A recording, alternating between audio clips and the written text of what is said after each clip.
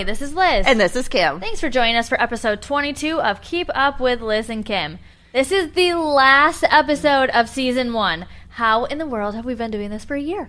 It has flown by so fast, but I just love all the conversations we have had with our local business owners, with the different organizations, learning more about the people who really are the behind the scenes individuals who make Ada what it is. And we hope you guys, too, have learned a lot more about the people of Ada, the businesses of Ada, and just got an introduction into behind the scenes, like you said. Yeah, I think it personalizes it so much more. Even though we know a lot of the business owners, we learn something new with each podcast, and that's what we're hoping for the listeners, too. When you go into a business, you may remember a conversation that we had with that owner, and it just makes it feel more personal. It does. And, yeah, it just creates that whole community feel of Ada. Most definitely. So now we will launch season 2 sometime in September. So you have a little bit over a month to go back and catch up on the old episodes, check them out, learn a little bit more about the people behind the scenes here in Ada, and then watch for us to start posting about who's going to be our first guest for season 2. So be ready for an awesome season in 2024. All right. Today on the podcast, our guest is Vonnie Woodrick from I Understand. After the loss of her husband, Rob, in 2003, Vonnie's life was forever changed as she was forced to live a life without her loving partner and the father of their 3 children. Feeling as if no one understood suicide, the effects mental health can have, and the judgment attached, Vonnie set out to change attitudes and the conversation. These efforts led to the formation of I Understand in 2014. We are very excited to have Vonnie on the show today.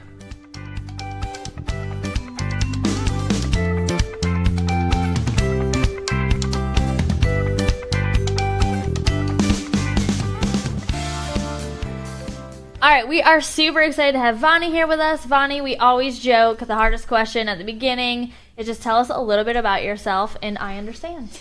Oh, okay. Well, I'm happy to be here, number one. And I have been a part of Ada. I think we lived in Ada for 30 plus years, and having our office just right outside of downtown Ada with I Understand allows me to continue to be a part of Ada for so many years. So I started I Understand because I lost my husband to depression, and it's hard to believe it's been 20 years. And I Understand is a nonprofit that supports those that have lost a loved one to death by suicide or living with a mental brain health illness. And one of my passions is bringing the conversation to everyday places like this one to normalize the conversation and allow people to reach out and not be afraid of the stigma and the judgment that's attached. It's a hard topic, especially in today's world, too. We're seeing, and you probably know this, a lot more of that, the depression and all of that coming out of COVID. It really did something to us. Yeah, COVID had such an effect. And the one thing positively I think that COVID did with mental health and mental wellness is it allowed more people to talk about it. Yeah. Because of COVID, we're talking so much more. And I believe the more we talk, the more we know, the more we can help others and not be afraid to reach out ourselves if we are struggling. Yeah. That's a great point. There is a lot of positives that came out of COVID, 100%, and that is one of them. Yeah, there was so much isolation in COVID, and I think this is such an important conversation to have. As many of you may not know, I worked with Vonnie for a while, and we first met when I was at the Ronald McDonald House, where families whose children were seeking mental health treatment would be staying at the house. And the resources that you provide through your support groups and just getting the conversation out there, care packages, are so important. And I think that people just feeling like they can be embraced and talk openly is the most important thing. Yeah, absolutely. And first of all, thank you for being a part of I Understand for as long as you were. We miss you, but we're so happy to see you in Ada because I really think you found your groove. Yeah. And you're doing a great job. So I'm happy to be working with you again on this podcast. But yes, the resources are so important, and bringing that conversation to everyday places like we do with community partners like Meyer, like Michigan State University College of Human Resources, Celebration Cinema, Big B, really helps us get that word out in a less stigmatizing way. For sure. And I think just every one of us knows somebody who has lost someone to suicide or knows someone personally. And it is something that is a part of our everyday conversations now. So I definitely agree with that. And I think that if you haven't been affected by mental brain health illnesses or suicide loss, sadly, eventually you will. And I think one statistic that was really kind of alarming to me, we talk about losing 45,000 people a year to suicide, but that's over 1 million people since Rob died 20 years ago. And that's what makes me sad and breaks me heart, which is really drives my passion to get the conversation out there, to change it and get others to reach out for help. Most definitely. And now you're celebrating 10 years of I Understand, and you have some fun celebrations going on this year. Tell us a little bit more about those. Yes, it's hard to believe it's 10 years. And so it's hard to believe that I have another milestone birthday coming up in honor of my birthday. I started simply by giving T-shirts away, and we are celebrating this year. One is in downtown Ada on August 10th at 10 a.m. We are having a Celebrate Hope. Hope is our Pink Heart mascot. And so it's Hope's birthday party. And one of the things that I feel like is really important to do is that we bring this conversation to children as young as we can. Suicidal ideation now is starting at 5 years old. And the suicide rate from ages 10 years old to 34, suicide is a second leading cause of death. So it's really important that we start these conversations talking about emotions, talking about what it feels like when I feel angry. And also, more importantly, I think that we talk to parents. Well, what do you do when your child is acting like a tornado? Because we're using some weather elements to relate to children. So bringing hope to downtown Ada with some of Hope's best friends. We have Wimmy, the PBS character, coming. We have Star Wars characters. I think there's going to be Darth Vader, Stormtroopers, R2-D2. So that's going to be a lot of fun for kids, a meet and greet with them. We have Brody Bees providing iced coffee and iced tea for the parents. We have Jim Dandy and the Fancy Pants. Very He's fun. going to be singing. There's the beautiful song that Hope will be dancing to and hopefully getting the kids to dance to, and it's called Love and Kindness. And then we also have Feral Yogi, and she'll be doing some kids yoga. And then we have games and prizes and some other community partners like Hope Network, the Grand Rapids Children's Museum. So I feel like that was a long-winded answer to that question. That's great. But we love being in downtown Ada, and we are really excited to be at Legacy Park. And then the second one is we have our annual event in September. It's our biggest fundraiser of the year, and we're really highlighting the past 10 years and how far we've come. I have my kids actually involved in that. I think it's going to be a little emotional, but I also hope that it gives people hope of how far you can come and what you can do in finding ways that we can honor our loved ones that have passed and support those that are living with that illness or the struggle. So definitely, yeah, if you guys are around in Ada, definitely attend those events. That would be great. So, Vonnie, every time I see you, you're wearing pink. Really? Yes. Almost every time. So can you tell our listeners why pink? I love pink. Okay. But the reason that I love pink is because it represents the color of unconditional love. So that's all about loving ourselves enough to reach out for help and support when needed, or loving each other just the way they are and accepting each other.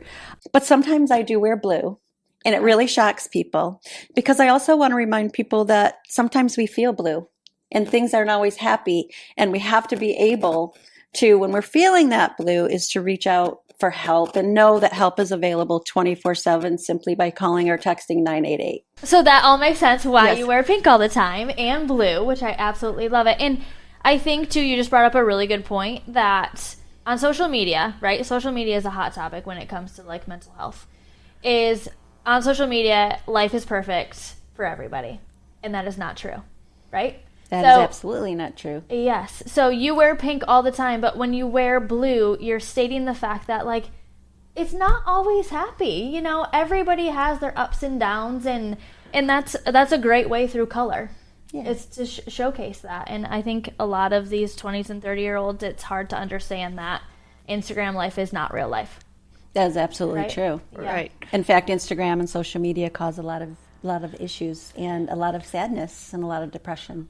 Have you seen that through all of the work you've done in the last 10 years? Because social media is much more prominent now than it was, you know, even 5 years ago. Yeah, you know, it's really sad how our young people that are using social media and relying on it for their highs of the day, but it's also really, really pushing the lows of their day. And how do you feel as a teenager or a young child, or sometimes even an adult? I feel that way, like your friends are all out together, but they left you out. Mm-hmm. Or the bullying that happens that nobody else can see, but they're attacking our young, or like I said, even adults, because bullying just isn't for kids, it's for adults too. But I definitely have seen an increase in that. Yeah.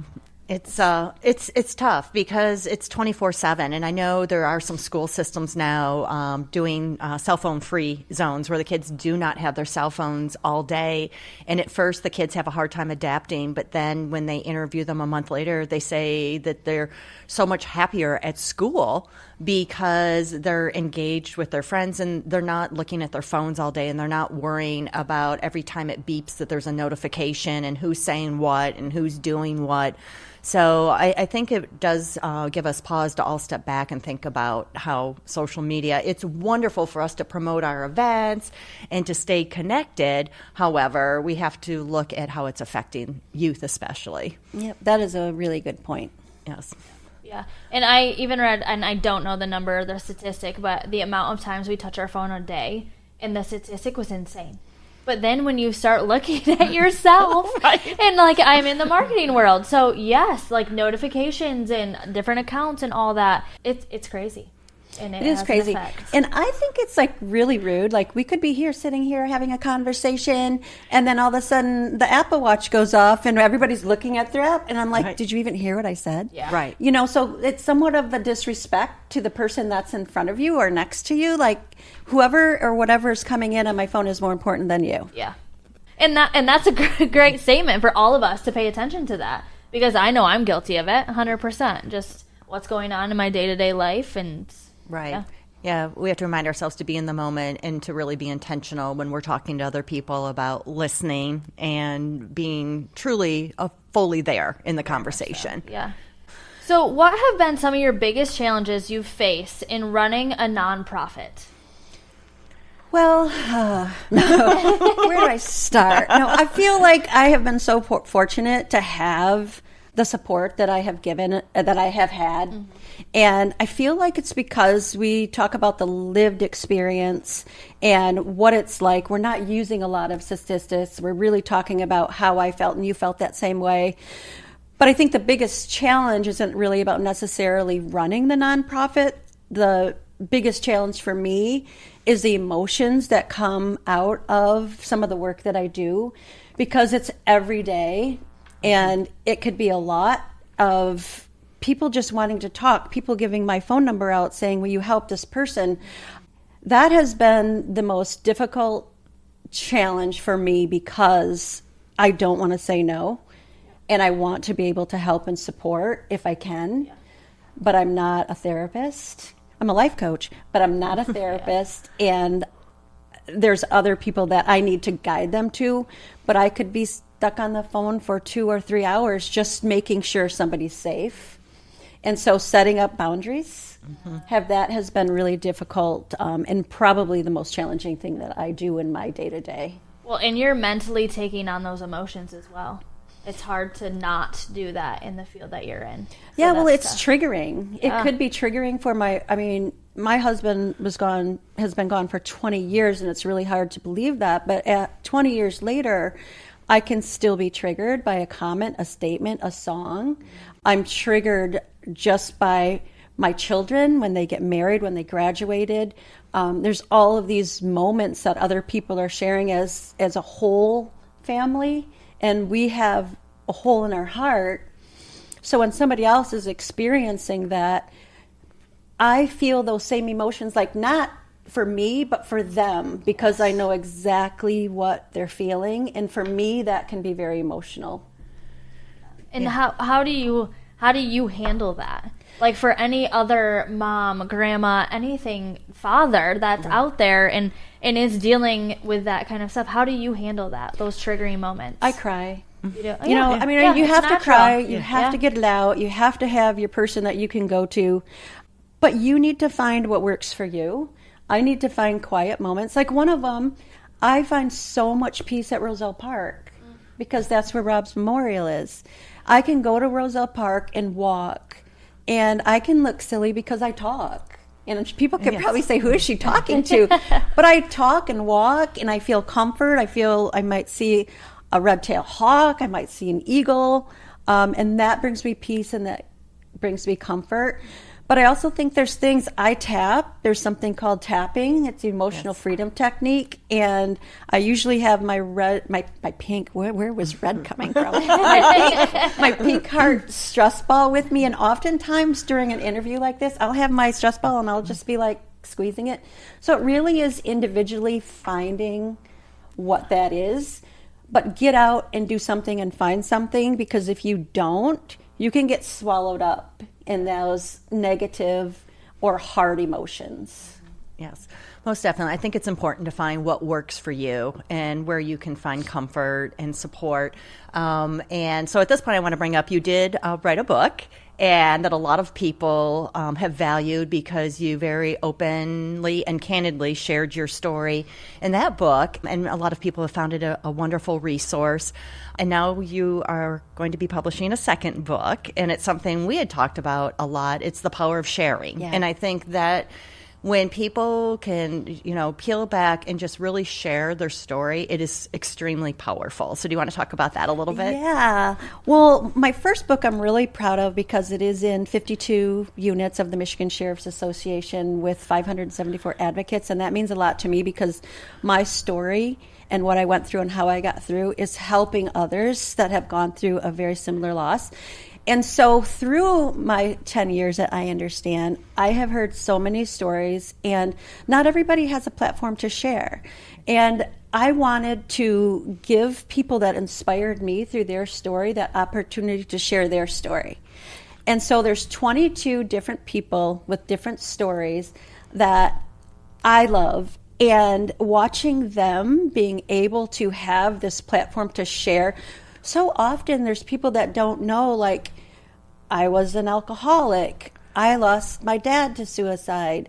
I'm schizophrenic, but look at how far I've come. I mean, these stories are in this book providing hope. And truly, I hope that you are going to find that power of sharing and not be afraid to share your own.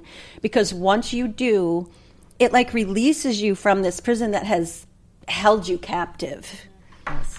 And just knowing you're not alone, right? Yes. So many people think that they sit on this island, and no one does. Everybody, there is somebody out there to talk to, 100%. Yes. Yeah, that is absolutely true. And that comes out in September. Okay. So we'll have it at our September event. Oh, awesome. But also there will be another one released in 2025. Oh, we're getting... It's in the editing process right now. And that one is similar to the first book, but it expands. Okay. So... Well, that's exciting book news. number 3. You heard it here first. Yeah, it's actually, so I have a children's book, Marshmallow Clouds, and I also have a small inspirational book, That Change Can Be Beautiful. So it's actually book number 5.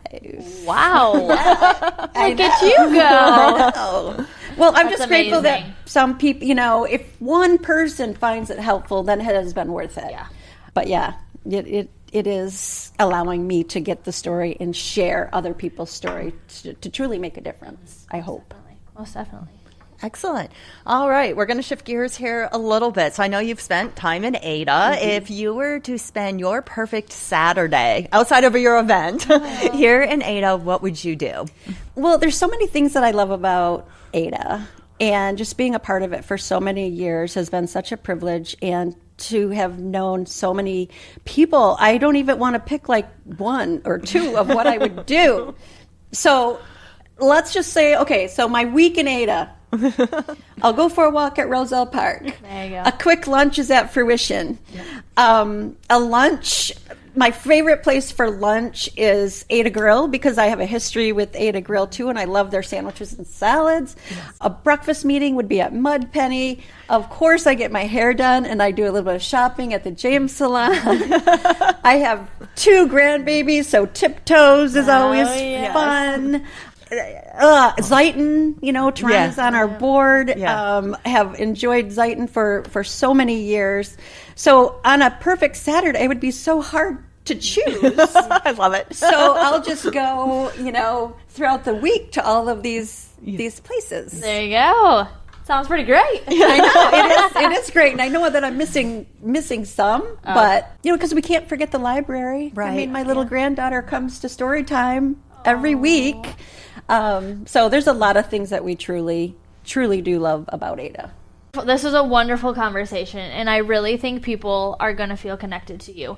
But how can they get connected with you, via Instagram or Facebook or website? What are those platforms? Yeah, so IunderstandLoveHeals.org, Facebook, I Understand Love Heals, Instagram. I mean, they're all I Understand Love Heals. And then you can connect with me, info at IunderstandLoveHeals.org. Awesome. Excellent. Well, this is great, Vonnie. Thank you so much. Oh my God. Thank you guys. I really appreciate it. It's been fun.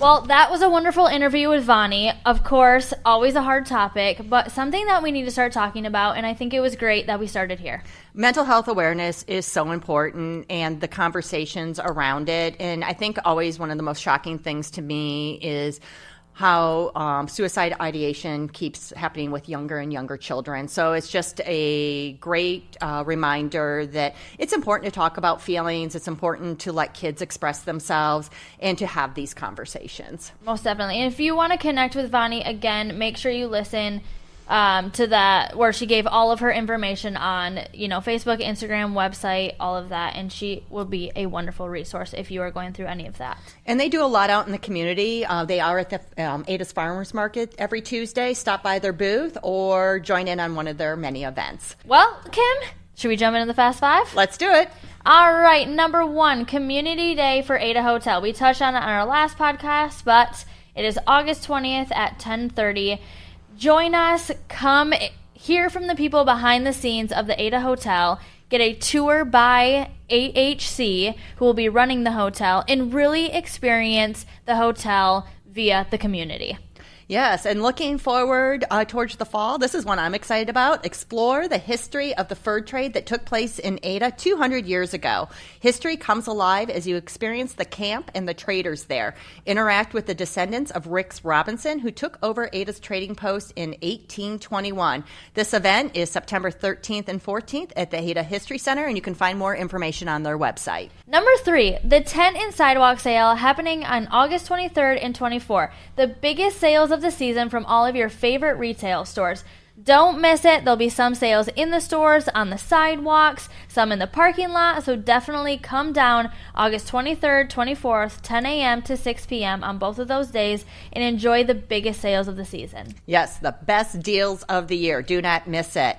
All right, it is not too early to start planning your costume for Pumpkin Prowl. It is going to be on Friday, October 25th this year. Mark your calendar. This year's event is going to be even more pumpkinlicious with all kinds of pumpkin activities, hundreds of businesses to trick-or-treat from the brick-and-mortar businesses, our storefronts, as well as businesses on River Street and in the parking lot across from the Garage Bar. It's going to be fantastic. We'll hope to see you there. I cannot believe we're talking about fall, but again, another event coming this fall is October 3rd, the Fall Festival. We moved it to Thursday night, definitely because of the feedback for Friday. Everybody's got sports going on. We totally get it. So let's have a Fall Festival on a Thursday night. Join us at Legacy Park for a ton of different activities, events, touch a truck. The police will be there, face painting, all the things. So join us on October 3rd. It will be another fun time. I love Fall Festival, and we hope to see you there. And if you want to keep up with what is happening in Ada, learn about the businesses, and participate in our upcoming events, follow Discover Ada and the ABA on social media, and subscribe to this podcast. All right, as usual, thanks for listening. I'll try to keep up.